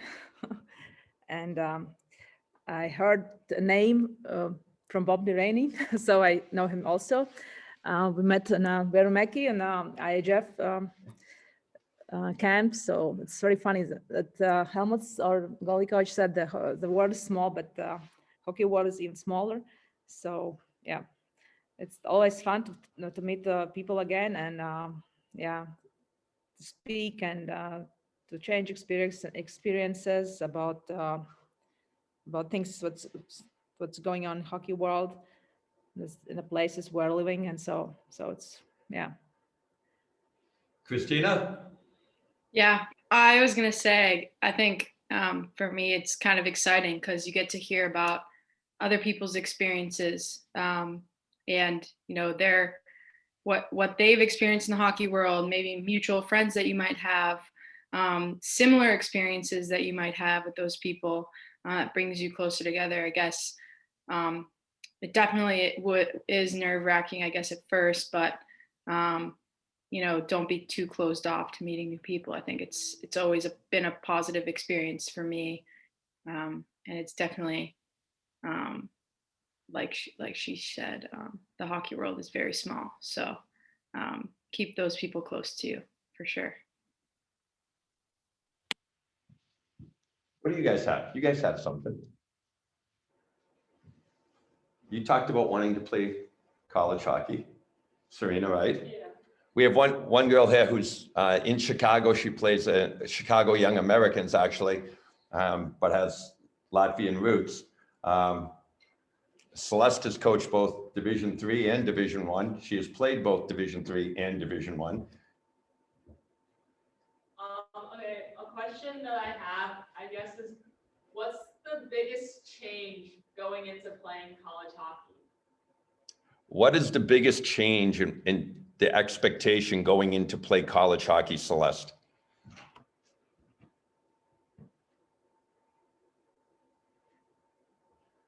Sorry, I'm working across 3 screens, so I couldn't find my mouse. The biggest change that I see for student athletes coming in is managing their schedule. meaning you go from a pretty traditional schedule in secondary school into college. And then the difference into college is that you have classes all over the place. You have an athletic block. You might have a job. Now you have to cook on your own and do your own laundry. And so there's a lot of different moving pieces. So that's the biggest adjustment I see, is just managing schedules and making sure that you're taking care of all your business, and not only the academic side, the athletic side, but also your personal life. Oh, thank you. We also have another player who had thought about looking over that way. Celeste, are there opportunities and is there programs for international students that impact financially also at the Division III level? Where players such as a player from Latvia could have an opportunity, who may or may not have the financial means, but has the ability. And I'm saying at the Division III level also. Yeah, that's going to be unique from university to university, but there are grants and financial aid packages that could help subsidize the pricing of university at the Division III level. So it just depends on the schools. So what that means is I would encourage you to explore multiple different schools, ask those questions, and try to get a handle for what that university's financial gifts look like. It could be completely different at school A than versus school B, and school B may be able to provide much more financial funding than school A. Oh, thank you. Thank you. Anybody else? What was your first motivation to actually start playing hockey? What was your first motivation? I'll kick this over to you, Sarah. What was your first motivation to start playing hockey? What made you play? Or everyone, you each got 60 seconds, however, but I'll start with you, Sarah. My dad played hockey growing up. I have two brothers that played. I was always in the rink, I guess a little rink rat, they call it. So just, I was just in the family, always around the rink, and I fell in love with it the first time I was on the ice. Christina. Yeah, I'd say kind of the same as Sarah. My dad played when he was younger. Unfortunately, had to stop playing, and then he kind of got all of us, me, my brother, and my sister into it. And I kind of was, me and my brother stuck with it, but I'm still the only one sticking with it right now. So I'd say my dad probably motivated me, pushed me the most to get involved, for sure. Laila? Oh, I was starting. It was a figure skating. So, and at one point, I just wanted to try something else, and I started to play basketball. And then came 1989, and the coach in the rink just asked if everybody or somebody from our figure skaters if we want to start or to try hockey. So I fallen in love with hockey just from the first practice. So this were no other motivation, just to try, and that was. How about you, Celeste? This is a hard question, but because I can't remember back that far, but I'd probably say I used to watch a local like boys or men's team play, and that was really, really exciting for me. I didn't come from a family that knew anything about hockey. Nobody played hockey. And I think the first time I saw them play, my eyes were glued. And from then on out, that's all I could ask my parents is that, can I sign up for hockey? So probably that. Thanks, girls. Anything else? Well, Sarah, only one of us in the room has Olympic medals. Would you happen to have them near us? Because I'd like to see them. I do. I don't know if anybody else does. I'd like to see them because I remember watching you play. I have the gold from 98, and here's the silver from Salt Lake. Those are the 2 medals. Did you believe that could happen when you were a little kid? No, I mean, I again, that was my dream, but it really wasn't a reality because I don't think I was going to make the men's team. So yeah, it's amazing. Every time I look at them, it's always kind of seems like a dream. So it's great to have these and to be able to share them with anyone who wants to see them or go speaking to kids at school. It's something I really enjoy doing.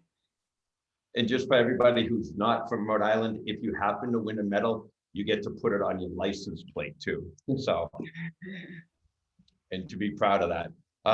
All of you have done amazing things.